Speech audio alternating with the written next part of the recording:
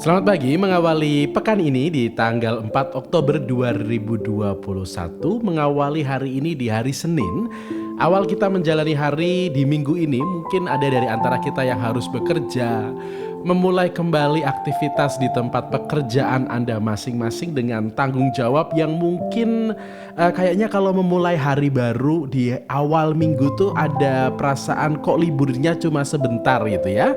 Lalu kita harus kembali bekerja dengan segala macam tanggung jawab dan pekerjaan. Maka menemani Anda semua, menemani kita semua yang mengumpulkan energi untuk kembali bekerja di tanggal 4 Oktober 2021, Semanggi kembali menyapa Anda di pagi hari ini yang sedang bersiap-siap untuk bekerja, atau Anda yang masih menjalani rutinitas pagi ini, mungkin ibu-ibu yang lagi masak, menyiapkan sarapan untuk suaminya yang mau bekerja, atau Anda yang juga sesudah ini harus langsung bekerja, dan juga menemani Anda yang mungkin persiapan untuk sekolah, yang mungkin sudah mulai sekolah tatap muka atau yang masih sekolah online. Hari ini gereja merayakan peringatan wajib Santo Fransiskus dari Assisi, dan saya akan membacakan bacaan Injil untuk hari ini. Hari ini Injilnya dari Injil Lukas bab 10 ayat 25 sampai dengan 37. Pada suatu ketika, seorang ahli kitab berdiri hendak mencobai Yesus. "Guru, apakah yang harus kulakukan untuk memperoleh hidup yang kekal?" Jawab Yesus kepadanya, "Apa yang tertulis di dalam hukum Taurat?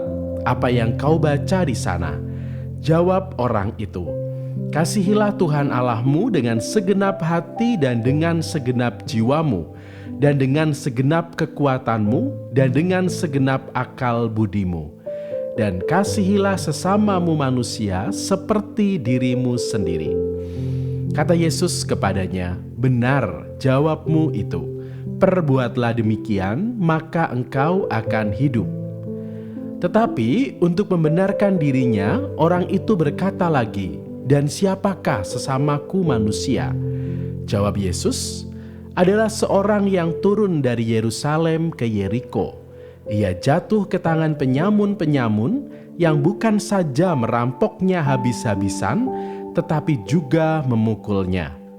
Dan sesudah itu meninggalkannya setengah mati. Kebetulan ada seorang imam turun melalui jalan itu. Ia melihat orang itu, tetapi ia melewatinya dari seberang jalan. Demikian juga seorang Lewi datang ke tempat itu. Ketika melihat orang itu, ia melewatinya dari seberang jalan. Lalu datanglah ke tempat itu seorang Samaria yang sedang dalam perjalanan. Ketika ia melihat orang itu, tergeraklah hatinya oleh belas kasihan. Ia pergi kepadanya, lalu membalut luka-lukanya, sesudah menyirami dengan minyak dan anggur. Kemudian ia menaikkan orang itu ke atas keledai tunggangannya sendiri, lalu membawanya ke tempat penginapan dan merawatnya.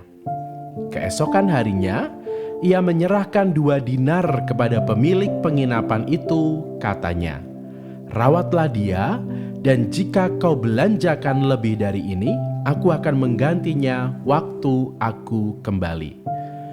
Menurut pendapatmu, siapakah di antara ketiga orang ini yang adalah sesama manusia dari orang yang jatuh ke tangan penyamun itu?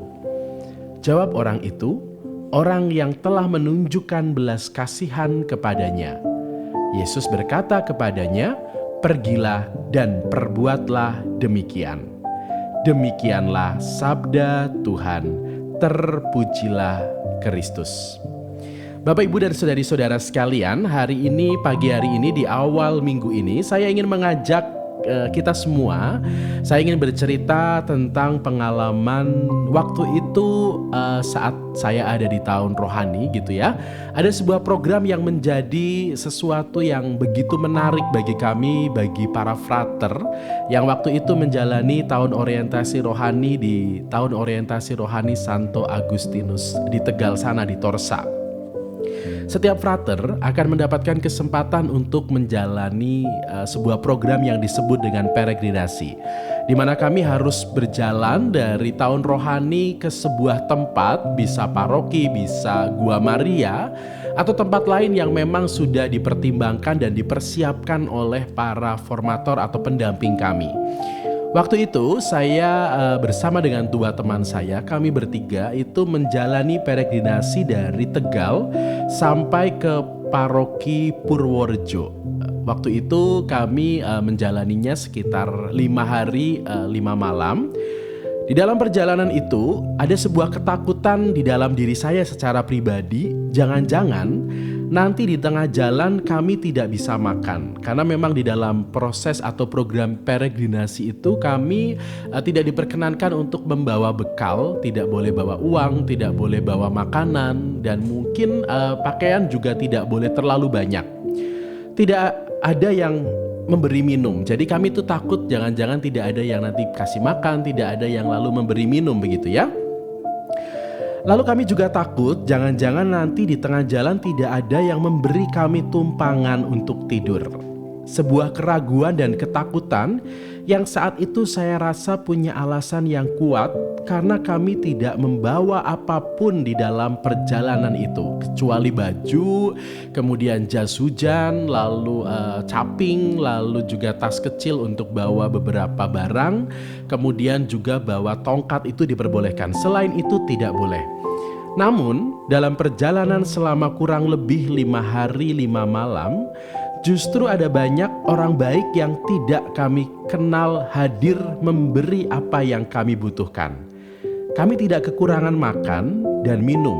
Tidur pun kami bisa aman, lebih banyak kami tidur di masjid dan musola.